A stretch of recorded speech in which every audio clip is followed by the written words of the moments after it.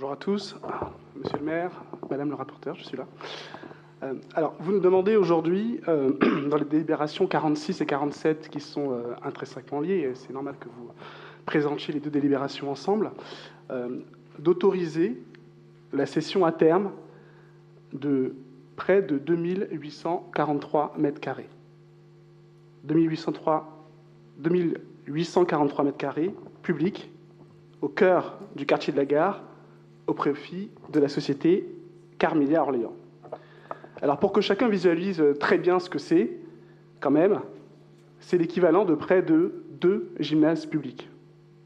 On est sur un volume qui est conséquent.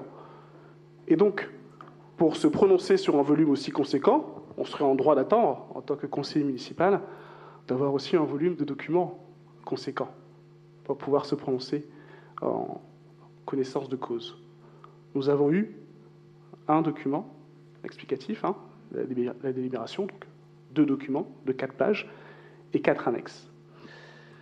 Alors, je vais me prononcer, au nom du groupe, sur la base des documents qu'on a examinés, ceux qu'on avait à notre disposition, et qui posent quand même à l'examen de sérieuses questions de fond comme de méthode.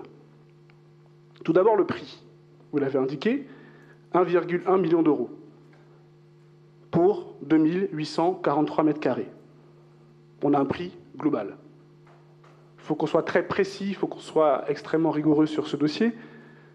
On ne vend pas clé en main des locaux commerciaux.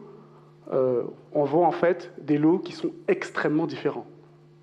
On vend des trottoirs, un parvis piéton, des locaux techniques dans sa parking et près de 1000 mètres carrés de vide d'air. Et donc, moi, je vous pose la question, simplement, sur ces 1,1 million d'euros, combien est attribué au vide d'air? Sur ces 1,1 million d'euros, combien pour les trottoirs? Combien pour le parvis? Combien pour le local technique? Dans les documents qui nous ont été attribués pour ce conseil municipal et depuis l'installation de ce conseil municipal, nous n'avons pas ce détail. L'avis de France Domaine ne nous a pas été communiqué. La méthodologie appliquée par France Domaine non plus. Et donc, on nous demande, en somme, de voter à l'aveugle sur la valorisation d'un patrimoine qui appartient aux Orléanaises et aux Orléanais. J'ajoute que l'avis de France Domaine date de janvier 2025.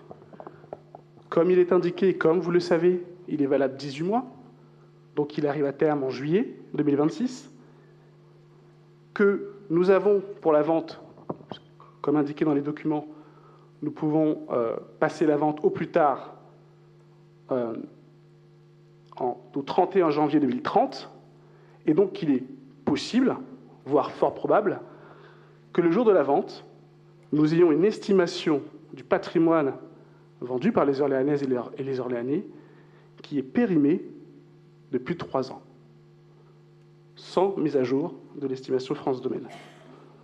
Quelle entreprise privée accepterait cela? Je pense aucune.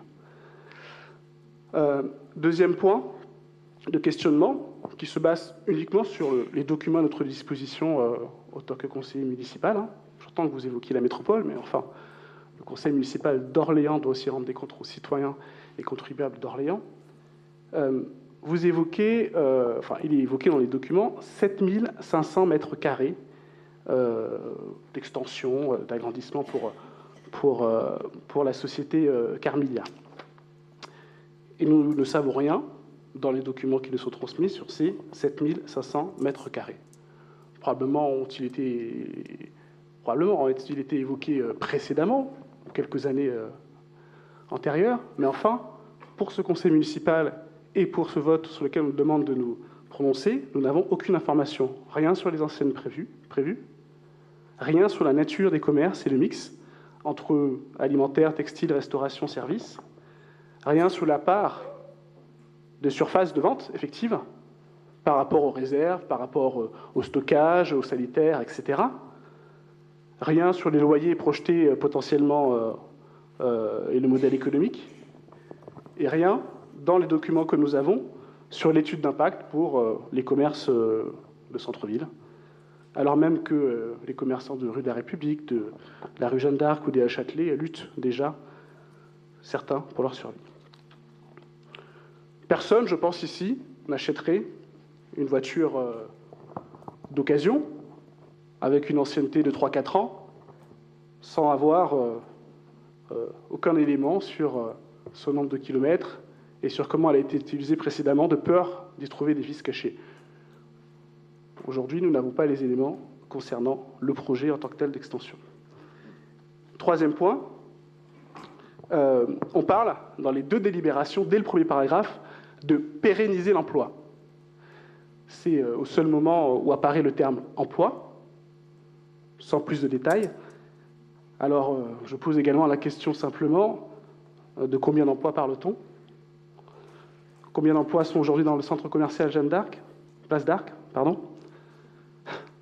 Combien seront créés grâce à l'extension? Combien seraient menacés si jamais le projet ne se fait pas? Y a-t-il eu des avertissements de la part du promoteur sur ce sujet? Et si oui, nous aimerions en connaître les tenants et aboutissants. Bon, voilà, nous aimerions avoir plus d'informations sur le sujet de l'emploi qui, parfois, mis dans une phrase et en quelques mots, peut permettre de justifier tout, être un mot valise, sans qu'on ait suffisamment d'objectivation et d'engagement de la part du promoteur. Quatrième point, sur le coût pour les contribuables. Il est évoqué dans les deux délibérations que la vente interviendra après dévoiement du tram, démolition du bureau de poste et du parvis piéton de Place d'Arc par Orléans Métropole. Donc Orléans, Métropole d'Orléans, forcément, ça a également un impact sur les contribuables orléanais. Donc très bien, le contribuable finance par les démolitions la libération d'un foncier pour un opérateur privé. Ma question, elle est simple, c'est à combien est évaluée la démolition du bureau de poste et où est prévue la relocalisation de ce service de proximité. Et concernant le dévoiement de la ligne de tramway, vous le savez effectivement, une ligne de tramway, ce n'est pas repeindre un trottoir. Une ligne de tramway, ce sont des rails, des caténaires, des quais, de la voirie. La signalétique, ça coûte excessivement cher, généralement de l'ordre du million d'euros, voire plus. Ce ne sera pas Carmila qui paiera, mais probablement le contribuable orléanais également. J'ajoute que les frais de géomètre, manifestement, restent à la charge de la ville, alors qu'il est de coutume que ces frais de géomètre soient partagés à 50-50 entre le promoteur et la ville. Et puis, cinquième et dernier point, dans les éléments qui nous étaient donnés pour ce projet d'ampleur, j'ai relevé une incohérence dans les vues de la délibération 47. Donc cette délibération, il est fait référence, page 3, il est fait référence à la délibération de désaffectation prévue à la délibération précédente, délibération 46.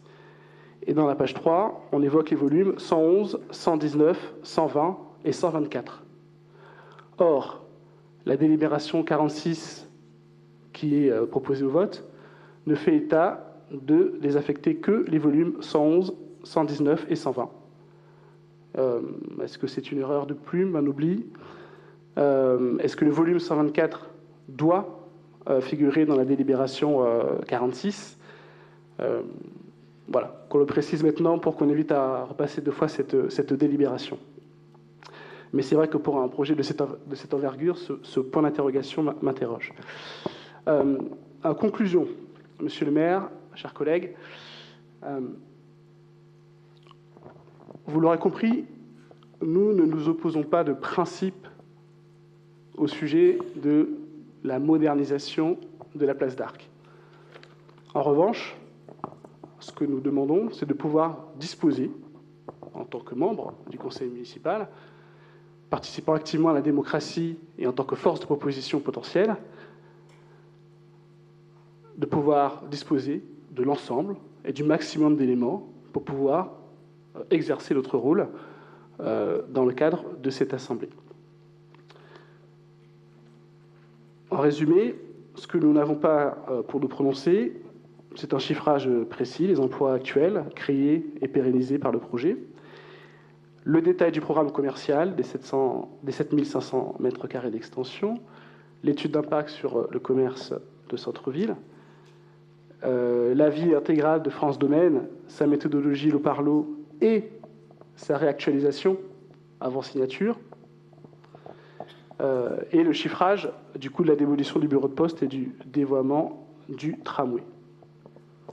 Merci de votre écoute.